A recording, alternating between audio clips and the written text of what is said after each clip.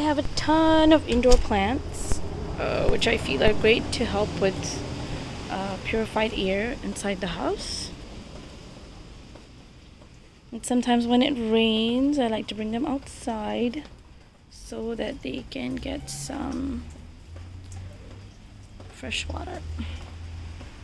This one's literally getting water from my from the ceiling where it's dripping down. So it was raining really hard, and then when I put them all out, it's got really sunny. It's not a good idea to expose indoor plants to really sunny weather because they are not used to that direct sun, and it can burn leaves. This one is called Mother-in-Law's Tongue. It's really great for purifying air. So this is, they're getting their leaves cleaned. If their leaves don't get cleaned, they get like a dusty layer that can still be seen on this guy. And that dusty layer prevents them from breathing, making food. And those tiny little dots on there, those are like dust mites that start growing on there. So after I water them with the rain, then I'm going to rinse them off using the hose and add some plant food. I also add a small cup of soil on and off because indoor plants they're stuck in a pot, so you do have to give them more nutrition than you would something that's planted in the soil. This is my son's vegetable garden. This is his basil. It's huge. And then he has some other things growing. This is chard, some kale. That's my daughter's flower garden over there. And then we have some dill right here that we put on fish sometimes. And something's growing out here. I think this is bell pepper plant.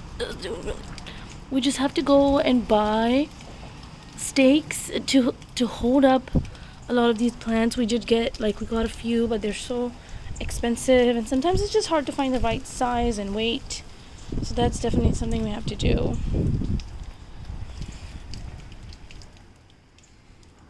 And then I got a bunch of roses for this side, but this area needs a lot of work. So I'm going to plant all these roses.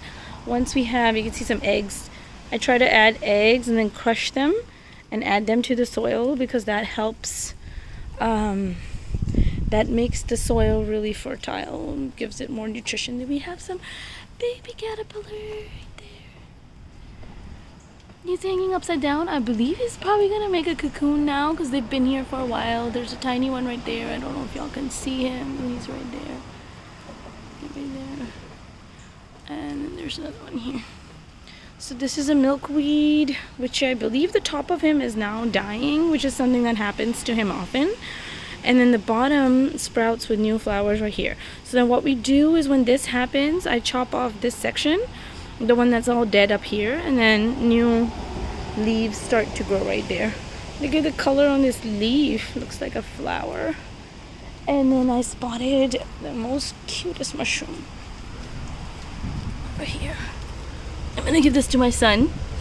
So he usually will wash them and then he will chop them up and look at them under the microscope.